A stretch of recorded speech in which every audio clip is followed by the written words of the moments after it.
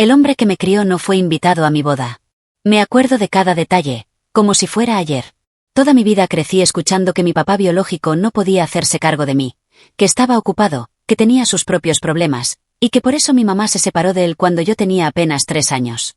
Desde entonces, el que estuvo ahí, todos los días, fue mi padrastro, Eduardo. Él no me trataba como hijastra, nunca. Desde que me enseñó a andar en bicicleta hasta ayudarme con mis tareas de matemáticas, siempre estuvo conmigo. Y conforme fui creciendo, fue mucho más que un apoyo. Me pagó los estudios, me llevó a mis citas médicas, y hasta cuando decidí entrar a la Universidad de Derecho, él fue quien se ofreció a cubrir gran parte de los gastos. Mi mamá trabajaba, pero los ingresos no alcanzaban. Fue Eduardo quien siempre metía la mano al bolsillo, nunca se quejó. Cuando cumplí 15 años, fue él quien me llevó del brazo al centro del salón en mi fiesta. Yo recuerdo verlo llorar de orgullo. Él decía que yo era su hija, aunque no llevara su sangre. Pero entonces, llegó el día de mi boda. Yo conocí a mi novio, Daniel, en la universidad, y nos comprometimos después de 5 años juntos. Todo iba bien hasta que, de la nada, apareció mi padre biológico. Después de 20 años sin dar señales de vida, un día mi mamá recibió una llamada. Era él, diciendo que quería retomar contacto porque había escuchado que yo estaba comprometida. Al inicio no le di importancia.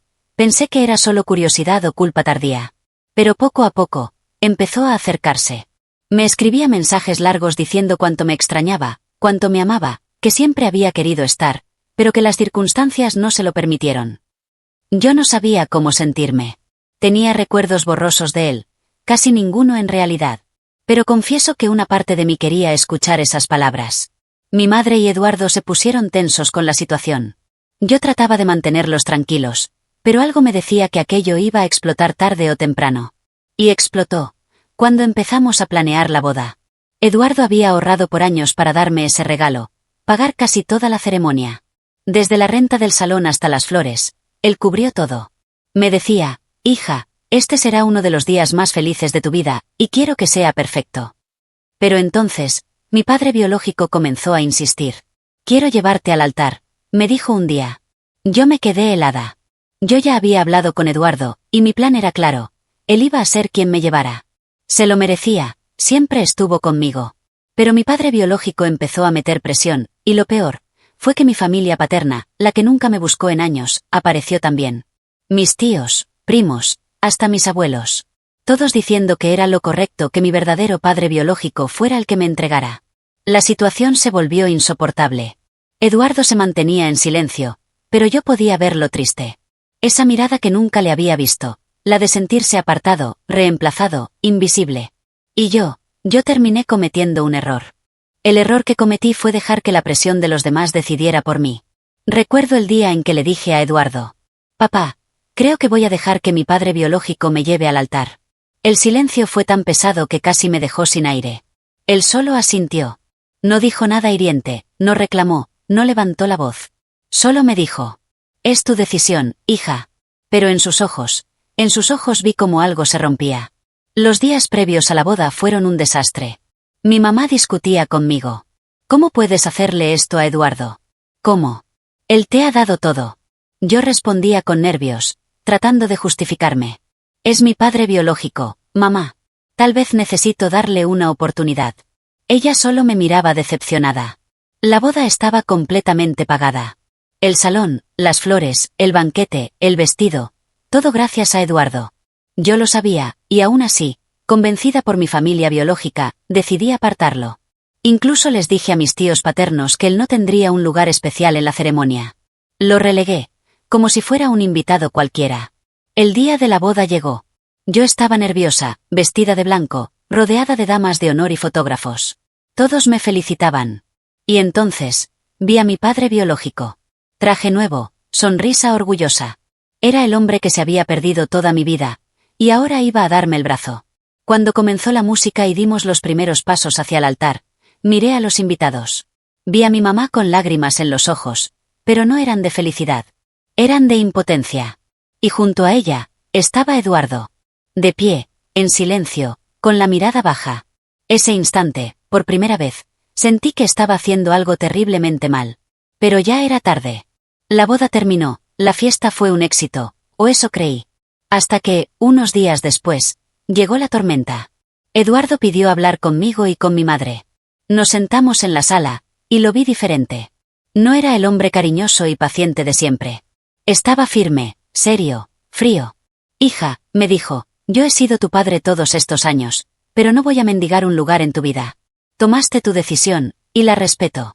Pero quiero que entiendas algo. Todo lo que tienes ahora, todo lo que disfrutaste en esa boda, salió de mi esfuerzo. Y así como lo di, puedo retirarlo. Yo me quedé helada. No entendía a qué se refería, hasta que continuó. He cancelado todos los pagos pendientes. El salón, el banquete, los proveedores, todo lo que no estaba liquidado, ya no lo cubriré. Y además, retiré el dinero de la cuenta que teníamos juntos, ese fondo que pensaba darte como apoyo para tu nueva vida. Mi madre abrió los ojos sorprendida. Eduardo, no, por favor. Él la interrumpió. Lo siento, pero no puedo seguir sosteniendo a alguien que me borra como si no existiera. Fue como una cachetada de realidad. En ese momento comprendí lo que había hecho, lo había relegado, lo había traicionado emocionalmente. Le di a un extraño el lugar que le pertenecía a él. Y ahora, me quedaba sin su apoyo. Lo más duro vino después. La familia de mi padre biológico, la que tanto me había presionado, desapareció. Ya no les importaba mi vida después de la boda. No hubo llamadas, no hubo visitas. Nada. Solo me usaron para limpiar la conciencia de mi padre, para que quedara como el héroe en las fotos. ¿Y Eduardo? Eduardo se alejó. Pasaron semanas en las que lo intenté buscar, pero él estaba distante. Contestaba con frialdad, o a veces ni siquiera respondía. Nunca me gritó, nunca me insultó. Simplemente, me borró de su vida, tal como yo había hecho con él. Y ahí fue cuando me di cuenta. Había perdido al verdadero padre, al hombre que siempre estuvo conmigo, solo por querer complacer a alguien que nunca estuvo.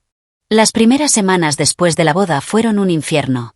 Yo pensaba que al darle el lugar a mi padre biológico, iba a ganar algo, pero solo perdí. La familia paterna, que tanto me insistió, me dejó de hablar. No respondían mis mensajes, no me buscaban, no me invitaban a nada. Todo se trataba de la boda, de las fotos, de mostrarle al mundo que él había estado presente. Pero una vez que consiguieron eso, me olvidaron como siempre lo habían hecho. Mi madre estaba devastada. Apenas me dirigía la palabra. No por odio, sino por tristeza. Me veía y se le llenaban los ojos de lágrimas. Ella me lo había advertido, y yo no quise escuchar. Y lo peor. Eduardo. Ese hombre que me enseñó a andar en bicicleta, que me llevaba a la escuela aunque llegara cansado del trabajo, que me aplaudía en cada presentación de danza, ese hombre al que yo había llamado papá toda mi vida, ya no estaba. No porque se hubiera ido físicamente, sino porque lo perdí. Me respondía con frases cortas, sin emoción. Está bien. Cuídate. Nos vemos. Ya no era el mismo. Yo sabía que lo había herido más de lo que jamás hubiera imaginado. Pasaron los meses y empecé a enfrentar la realidad. Mi esposo y yo, sin el apoyo económico que Eduardo había retirado, tuvimos que empezar de cero. El fondo que él había ahorrado para mí durante años ya no existía. Los pagos de la boda cayeron sobre nosotros como una avalancha. De pronto, las cuentas no cuadraban, y la vida de ensueño que yo imaginaba se volvió una carga. En medio de todo, mi padre biológico desapareció otra vez. No llamó, no preguntó cómo estábamos, no ofreció ayuda. Simplemente, cumplió con su papel el día de la boda y se esfumó. Ahí me golpeó la verdad.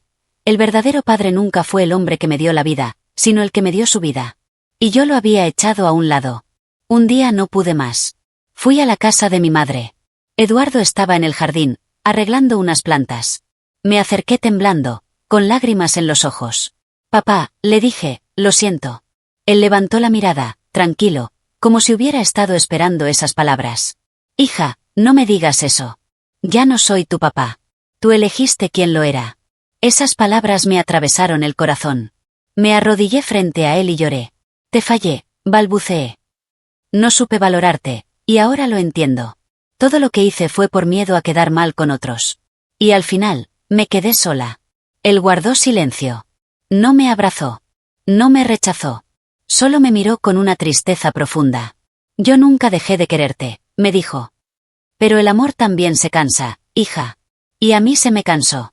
Ese día comprendí que hay heridas que no se curan con disculpas. Con el tiempo, aprendí a vivir con esa culpa. Mi matrimonio se volvió una lucha constante.